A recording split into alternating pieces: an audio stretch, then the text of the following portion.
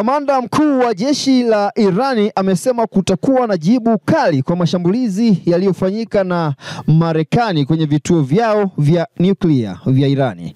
Na katika video iliyochapishwa na vyombo vya habari vingi vinavyohusiana na serikali huko nchini Irani. Katika historia yetu yote tumekubaliana na Marekani mara nyingi, kila wakati tulipojaribu kuja kwetu wamepata jibu kali. Alisema hayo Meja Jenerali Amir Hatami. Tutapigana na tutapigania amani, tutapigania furaha. Tumekuwa na mashahidi wengi, lakini tutapigana kwa nguvu na ujasiri. Na unapaswa kuwa na hakika ya nguvu zetu. Kwa maana hiyo hapo alijaribu kuwaonya na kuambia watu wa Marekani kwamba unapaswa kuwa na hakika ya nguvu zetu. Aliyesema hayo Meja Jenerali Amir Hatami.